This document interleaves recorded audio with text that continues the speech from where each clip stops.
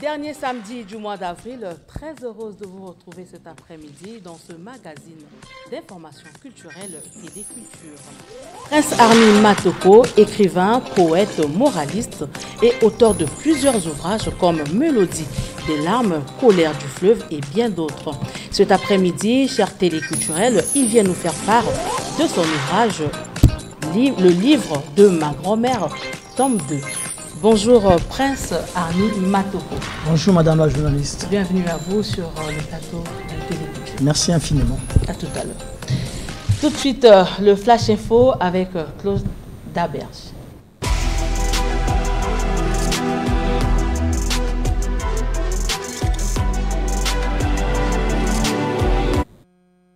Chers téléculturels, ouvrons ce Flash Info par cette triste nouvelle. Décédé le 21 avril dernier des suites d'une maladie, le pape François sera inhumé ce samedi 26 avril dans la basilique Sainte-Marie-Majeure de Rome. Que retenir de son pontificat? Je vous propose de suivre son évocation avec Marina Lutangu.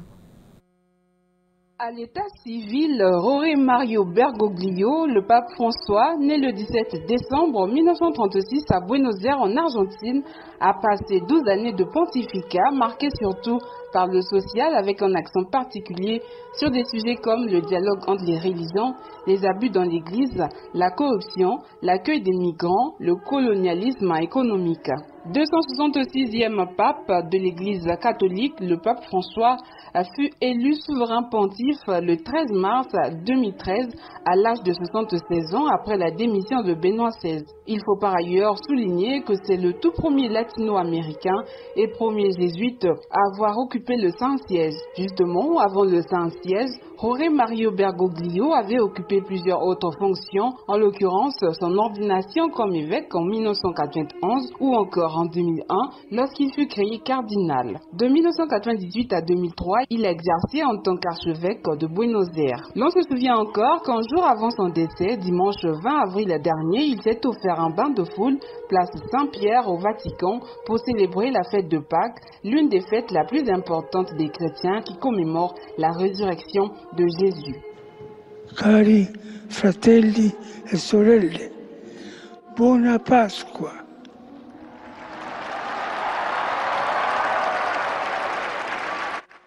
Il maestro delle cerimonie di leggere il messaggio. Que retenir donc du 266e souverain pontife de l'histoire de l'Église catholique? Son rapport avec le continent africain, puisque pendant son règne, il a effectué 5 tournées en Afrique et visité 10 pays, dont le tout dernier est la RDC, et c'était en 2023.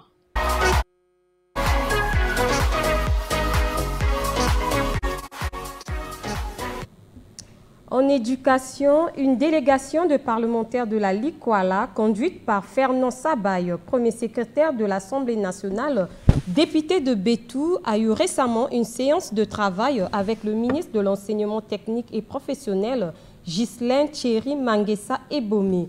En toile de fond des projets du sous-secteur de l'enseignement technique et professionnel déjà réalisés et en cours de réalisation dans le département de la Likuala. Images et commentaires. En 2022, le lycée technique mixte Bonjobo Monjo Difondo, dans le département de la Likuala, accueillait pour la première fois dans l'histoire sa toute première promotion des bacheliers. Dans ce département, des établissements à vocation technique et professionnelle sont construits et d'autres en cours de réalisation au profit de la jeunesse de ce département. C'est justement pour s'imprégner de la politique du gouvernement pour le développement du sous-secteur technique et professionnel que cette délégation des parlementaires de la Likuala est venue rencontrer le ministre de l'Enseignement technique et professionnel à son cabinet de travail. Il s'agit pour nous de faire avec vous concrètement le point, ce qui est fait par le gouvernement pour le bien justement de la jeunesse. Il y a le CFA de Niélé déjà en cours de construction. Il y a le CT de Bétou qui va arriver. On construira à Ifondo un CFA au même moment. l'Institut professionnel et technologique et le CFA Infondo, nous serons en train de, on va dire, entre guillemets, garnir la Likwala. Satisfaction au terme de l'échange. L'ensemble, on est satisfait parce que on ne va pas dire qu'il n'y a rien qui est prévu. Il y a des choses prévues dans le département de la Likwala. Il ne faudrait pas que ce soit des projets qui s'arrêtent. Il faut que ça se réalise. In fine, le ministre de l'Enseignement technique et professionnel, Ghislain Thierry Maguessa et Bomé, a sollicité leur implication en vue d'un aboutissement heureux de tous ces projets. La liste des groupes tradis-modernes congolais vient de s'allonger avec la sortie officielle de l'orchestre tradis-moderne Espoir de Bundi. Cette sortie officielle a eu lieu le 19 avril dernier. Justine Marais, Londinga et Ferrol Dekombi nous en disent plus. Rue au Colombier, quartier Mikalou, dans le 6e arrondissement de Brazzaville, Talangaï. C'est ici que l'orchestre tradit moderne Espoir de Bundi lançait officiellement ses activités samedi 19 avril 2025. Le spectacle organisé pour la circonstance a permis à l'assistance de faire immersion dans la culture et tradition Bundi, un district situé au nord du Congo, précisément dans le département de la Cuvette.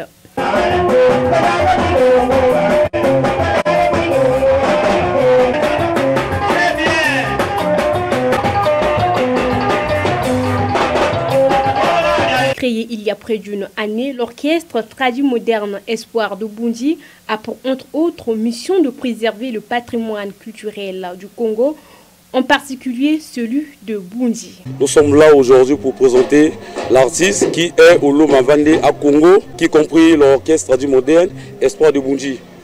Après cette cérémonie, on a des projets à venir. On va faire la ronde de tous les départements du Congo. Il s'y est de signaler que l'orchestre Espoir de Bundi a à son actif un single intitulé Jaloux, un titre qui dénonce les antivaleurs. Des prestations sont en vue notamment à Oando au nord du Congo et au Gabon, à laisser entendre le staff du dit orchestre. Voilà bouclée la boucle de ce Flash Info.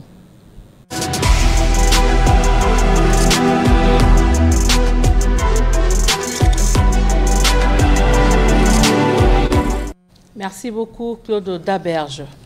Prince Arni Matoko, dites-nous pourquoi on vous appelle sagacité intellectuelle.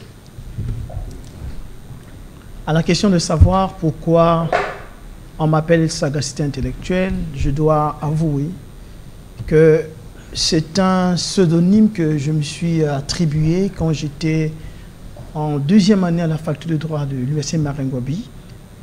Et si je me suis attribué ce pseudonyme, tout simplement parce qu'à un moment donné, je me suis aperçu que dans la vie, on a besoin d'une expression, d'un mot ou d'un concept pour pouvoir effectivement avancer.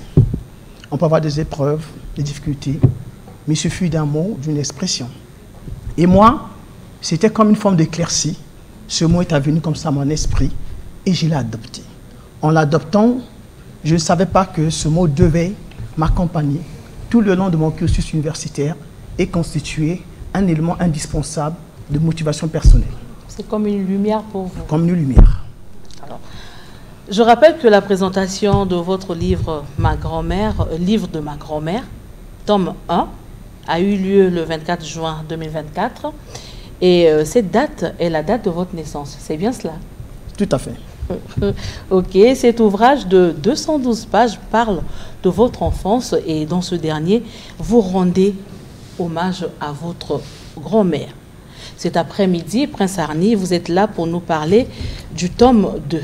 Qu'en est-il exactement? Alors, le tome 2 de mon livre intitulé « Livre de ma grand-mère », qui est un genre romanesque, il faut le souligner, est une suite logique, est une continuité du tome 1, parce que je dois dire que lorsque j'ai écrit la dernière phrase de ce roman, Madame la journaliste, peut-être vous ne me croyez pas, effectivement, j'avais atteint près de 568 pages en format Word. Or, aujourd'hui, le contexte de la lecture et l'environnement ne permettent plus à offrir au lecteur des livres aussi volumineux. Et donc, c'est d'un commun accord avec l'éditeur que nous avons jugé utile et bon de le subdiviser en deux. Raison pour laquelle ce livre est apparu en 2 tomes. Mais on ne peut pas comprendre le premier tome sans lire le deuxième tome. Alors, quel souvenir, on va dire, le plus mémorable gardez-vous de votre grand-mère? Alors, c'est le souvenir d'une femme battante, d'une femme qui était pétrie de résilience, d'audace, de persévérance, pétrie aussi de valeurs. Et c'est cette femme, effectivement, qui m'a éduqué, qui m'a transmis des valeurs et qui a forgé ma personnalité. Mais au-delà de ma grand-mère, je rends hommage aussi à toutes les femmes. À votre grand-père aussi? De ma grand-mère d'abord. Au-delà de ma grand-mère, je rends hommage à toutes les femmes à travers le monde entier, quelle que soit leur couleur de peau, leur culture, mais qui savent comment garder la société dans un environnement sain et prospère. Lorsque nous regardons le tome 1, et le tome 2, on constate qu'il y a la différence des couleurs.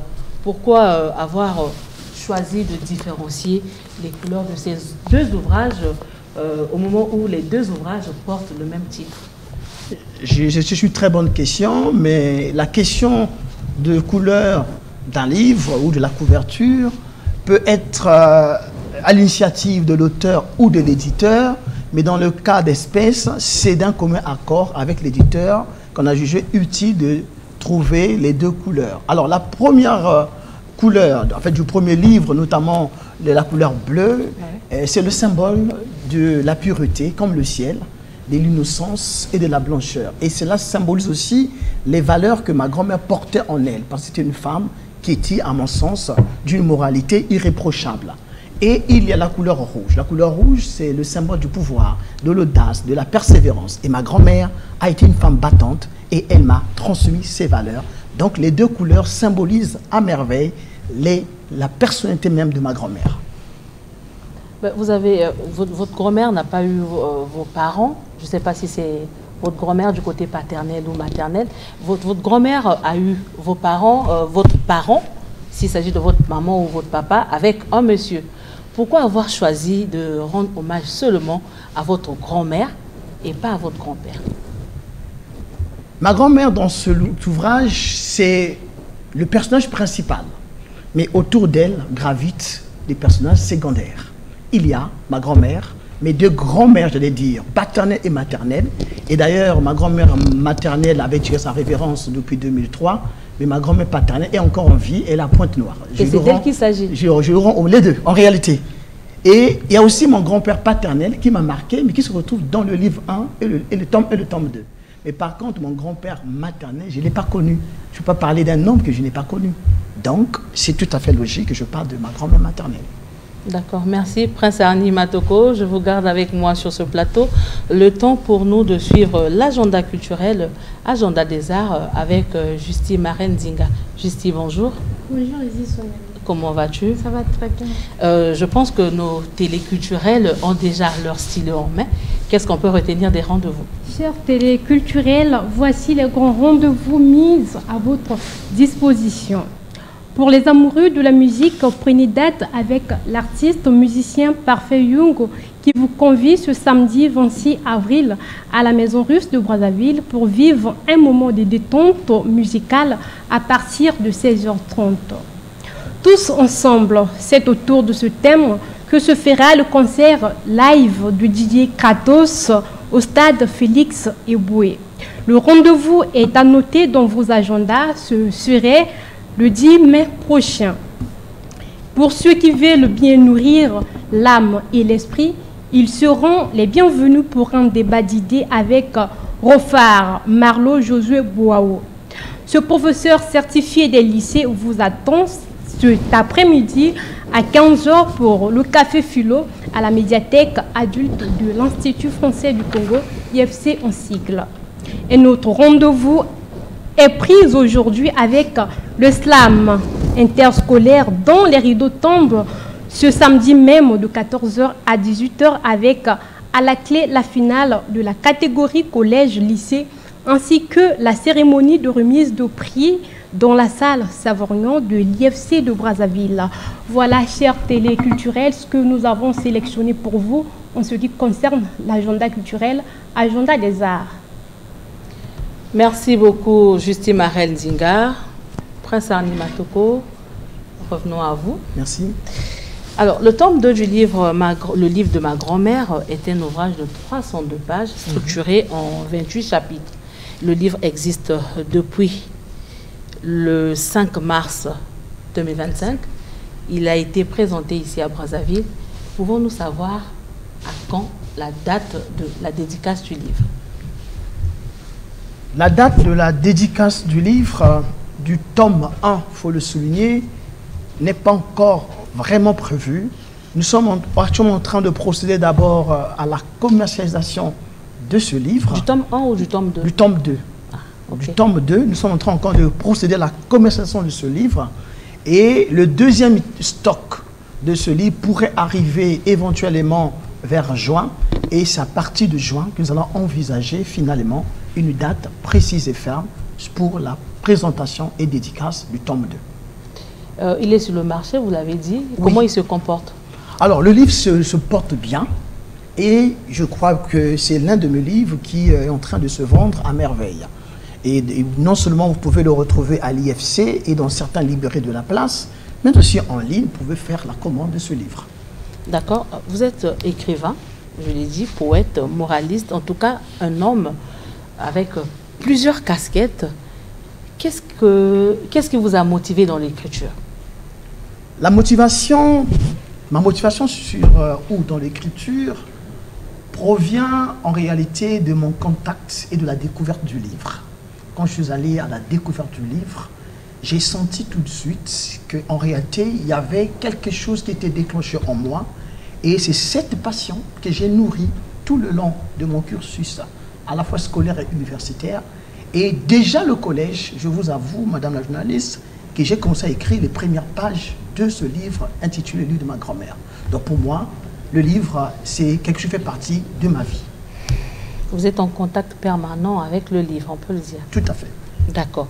Alors, peut-on dire que le tome 2 vient pour clore le récit de votre enfance ou le récit où vous rendez hommage à votre grand-mère, ou les amoureux du livre devraient se préparer à lire un tome 3 ou 4, pourquoi pas? C'est une très bonne question. Je ne me suis pas préparé à cette question, mais je dois répondre que quand j'ai fini ce livre, j'avais l'impression d'avoir mis un terme aux petites scènes de mon enfance qui me paraissaient à la fois agréables ou moroses, mais je n'ai pas tout décrit. Si je me mettais à écrire tout ce que j'ai fait de mon enfance ou une partie de ma jeunesse, on aurait des tomes et des tomes. Mais pour des raisons de cohérence, j'ai jugé bon de m'arrêter à 2 tomes. D'accord. Vous êtes récipiendaire de plusieurs prix nationaux et les prix de l'étranger. Alors, qu'est-ce que ça vous fait d'avoir tous ces prix? Parce que vous avez 5 prix internationaux. Voilà. Ça me fait, ça me donne un sentiment de joie. J'éprouve un sentiment de joie, de grande satisfaction et de bonheur. De bonheur de savoir que les canaux dans lesquels mes manuscrits sont en réalité transmis pour compétir avec d'autres manuscrits et qui sont primés, ça prouve que le travail que nous faisons, je parle de tous ceux qui obtiennent des prix, que le travail est salué par nos pairs. Et quand je suis informé de ce que je suis récipiendaire d'un prix, c'est un sentiment de joie. Mais cette joie, excusez-moi, je la partage non pas seulement pour moi-même et ma famille, mais pour toute la nation congolaise. Vous êtes le nom sagacité intellectuelle vous va bien? Je l'espère. Alors, où peut-on se procurer ce livre? Le livre est disponible. Ça sera votre mot de fin. Oui, ce livre est disponible actuellement entre mes propres mains d'abord, mais vous pouvez aussi le retrouver dans certains librairies de la place, au niveau de la FNAC, librairie de l'Indépendance, et même pour ceux qui sont abonnés à l'IFC, Institut français du Congo, le livre est disponible en termes de lecture. Merci à vous d'être passé pour toutes ces informations. Merci beaucoup, madame. C'est à moi de vous remercier. Merci. Biocosmétique, c'est avec Sarah Tsamouni. Elle vient nous parler de l'entretien des ongles. Bonjour Sarah. Bonjour Isis. Comment vas-tu? Je vais bien, merci. Ça se sent. Alors, dites-nous, comment va-t-on entretenir nos ongles? Isis, il nous faut savoir que les ongles sont constitués de kératine, une protéine très hydrophobe, c'est-à-dire elle n'aime pas l'eau. Par conséquent, les ongles se ramollissent quand ils sont en contact prolongé avec de l'eau. Il nous faut alors éviter son contact permanent. Est-ce qu'il y a des vernis, on peut dire des vernis qui peuvent détruire nos ongles? Oui, Isis, il y a des vernis qui peuvent détruire nos ongles, mais ces vernis sont constitués de cétone. Donc lorsque nous appliquons des vernis, il faut bien vérifier la composition et éviter tout ce qui est vernis composé à base de cétone.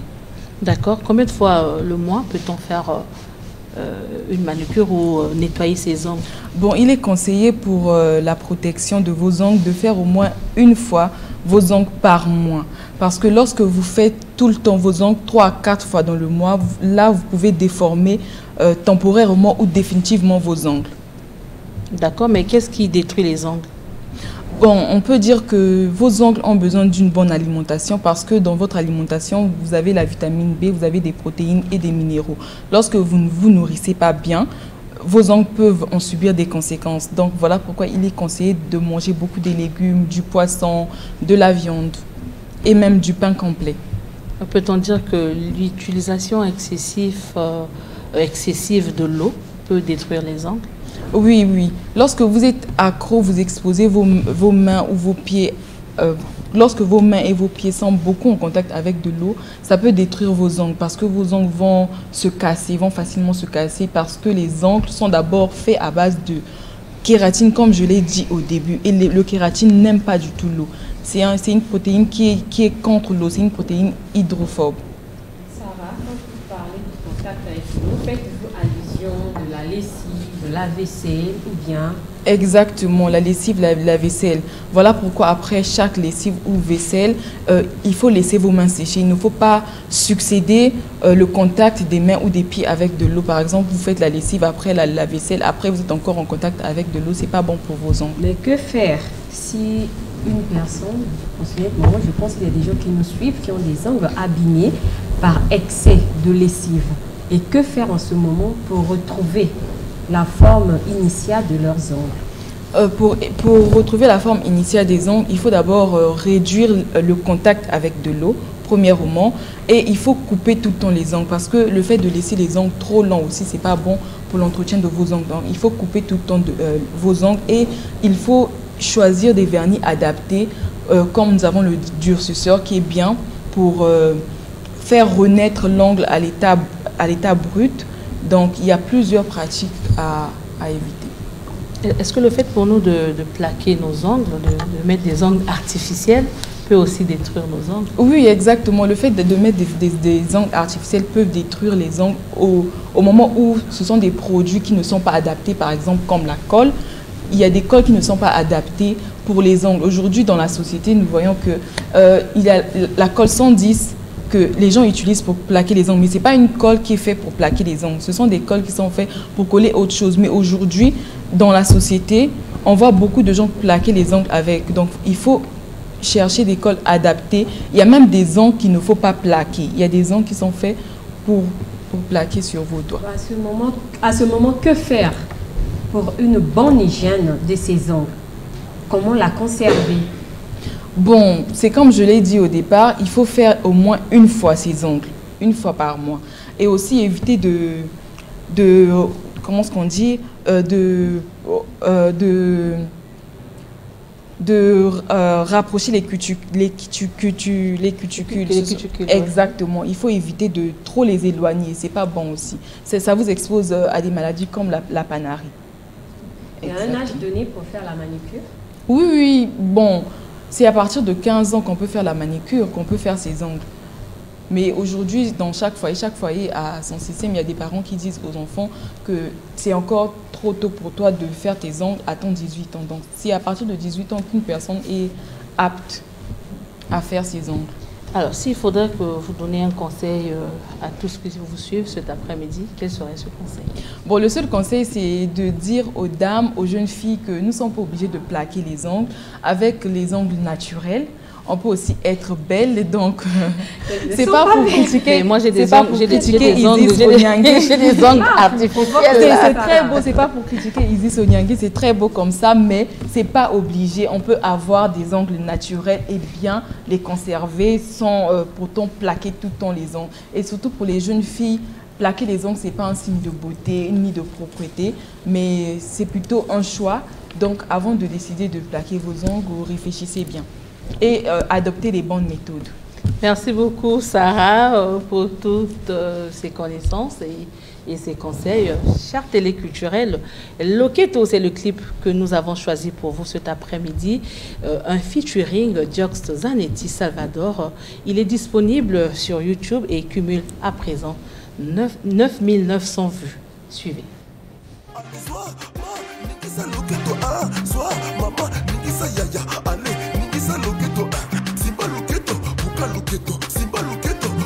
Ramène $1 million, lelo na kolangwa china pokwae chika to binisa mboka paya wana basi balembiye bina na kaguga binisa kaguga amima na kaguga connexion Brazza Marseille jaloux à Moni la mort. Voilà, Sarah, un commentaire sur le clip. On remarque que c'est un très bon clip. Et il y a beaucoup de danseurs. On peut dire que c'est un clip d'ambiance qui rassemble plusieurs personnes pour s'amuser. Le keto, c'est une danse aussi de chez nous, puisque la majorité des danses traditionnelles se basent sur les reins, le jeu de reins. Donc c'est une chanson, une très belle chanson, j'ai aimé. Alors, le keto a été pour le plaisir de tous ceux qui nous suivent. Cet après-midi, Téléculture touche à sa fin. On vous dit au revoir et à une prochaine occasion. Excellent samedi chez vous.